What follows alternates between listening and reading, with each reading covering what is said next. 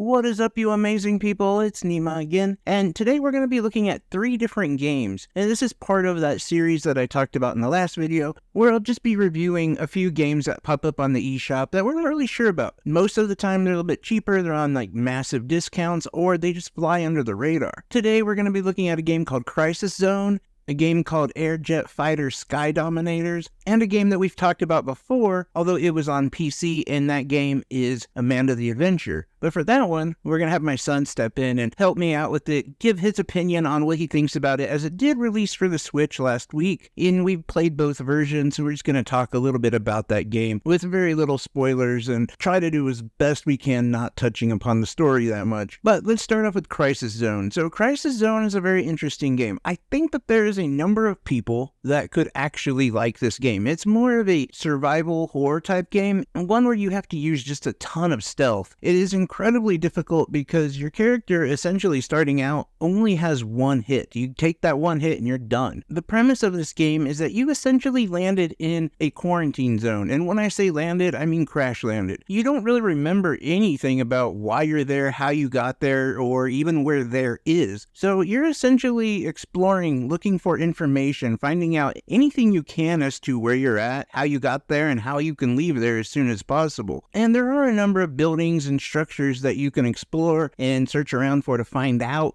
as much information as you can. At the same time, though, you have these drones who are on patrol, and you also have monsters in this area. So you have to be very stealthy to get by any of these obstacles, if you will, and to get as much information as you can. Now, the game right now is $3.99. It performs really well. It looks pretty good. For me, it's not really my style. It is a first-person survival type game, and that's just not really what I'm into. But I will say, the information that I found in the game, the story build-up, a lot of that is really interesting, and I think if this is something that you would be into, then I think you would really like it. But again, it's hard for me to say because it's just really not my cup of tea. Speaking of not my cup of tea, let's talk about a fighter jet simulator, which is typically the games I'm just really not into. Although it caught my attention, namely because it was $1.99 down from $14.99, I believe, and the game just looked really good. It didn't look like it was going to be a departure from like Ace Combat or anything of that nature. And if I'm being honest, it really, to me, wasn't. I know there's going to be a number of people who probably blast me for that, but I have to reiterate again,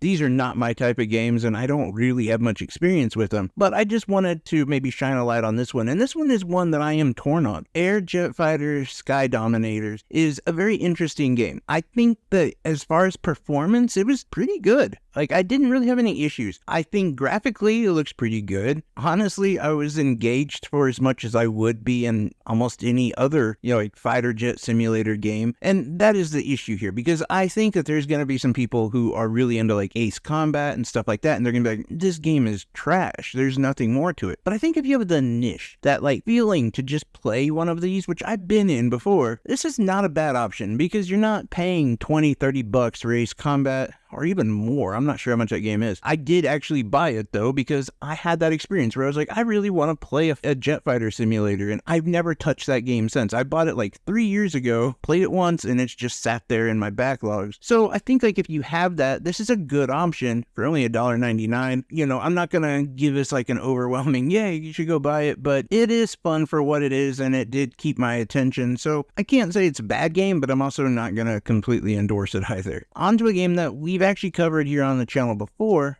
Amanda the Adventure. The thing is, we did not cover it for the Nintendo Switch as it hadn't been released yet, and I and my son have played this numerous amounts of time, beaten it countless of times as well, so we didn't really want to get into if we endorse the game as much as our experience with the game when you look at it from PC aspect to Nintendo Switch aspect. And if you know nothing about the game, well, we can give you a light review and just our impressions and thoughts about the game. Alright, so without further ado, Sonic Dylan, or my son, is here with us. Alright, so you've played both versions of Amanda the Adventure. Which one did you seem to like more? Well, the PC version was laggy for me because I have a bad computer. On the Switch version, it was much better. My only complaint about the Switch version is that you can't type in answers with Amanda. You have to, answer the questions from, these cloud bubble things. Oh, like pre-rendered answers. Yeah, like in the PC version, you can literally type anything.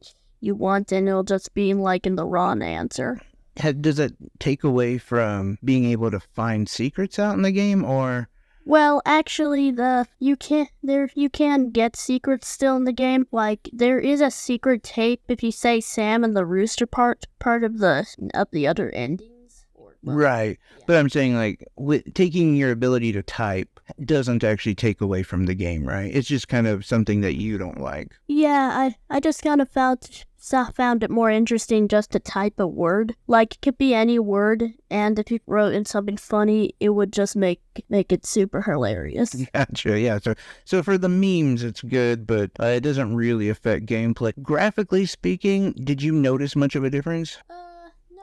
Not really, unless we were talking about my PC. Because again, I'm pretty sure the graphics are better on the PC version, but because my computer is, $100 and cheap, and I want to get rid of it quickly, it doesn't hold up good graphics, so I have to set it to the lowest settings, and it would still be slow. Right, but you've seen tons of videos of people playing it and everything, and you would say that it's comparable? Yeah, kind of. And okay, so for people who don't know, how long is Amanda the Adventure? I don't know, but seeing my Steam score of how long I played it, I think it was at least an hour. Well, let's say, like, your first run, first time playing, you don't know any of the secrets or anything. How long would you think it would take you? I don't really know. See, because I thought it was maybe like 20 minutes, maybe 30. And I saw there was a number of people who were complaining because they're like, well, this game is so short for $7.99. But that's not really the game, is it? Like, that's only the first chapter, if you will. Yeah, there's tons of endings and stuff that you can get. There's secret tapes that unlocks more of the lore, which MatPat would love. And yeah, really, there's much more to the game than that, so if any of those people are watching, you're wrong. You just have to look more for secrets. Yeah, like, I think, and then that's like so many of these horror type games now are more like that. They might be shorter at face value, but there's multiple endings. And, I think of like Inscription, where somebody might have quit that game right after the card battle part and would have missed like the entire game. But yeah, so that was kind of what I was taken back by the first time I played it too, because I know that you were really interested in it. And so I was like begrudgingly, okay, I'll buy it for the computer. I knew it wasn't going to perform very well. But then when you came back like 20, 30 minutes later and you're like, I beat the game. I was like,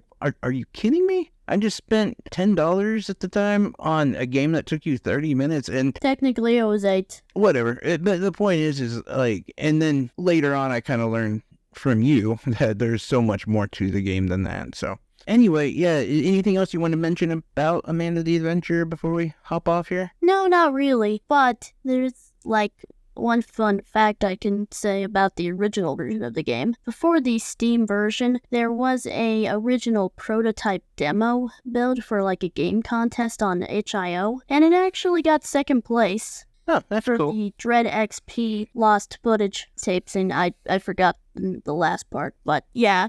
And that's how Amanda the Adventurer started. Oh, that's cool. That's really interesting. So would you recommend people to check this game out and get it? Yes.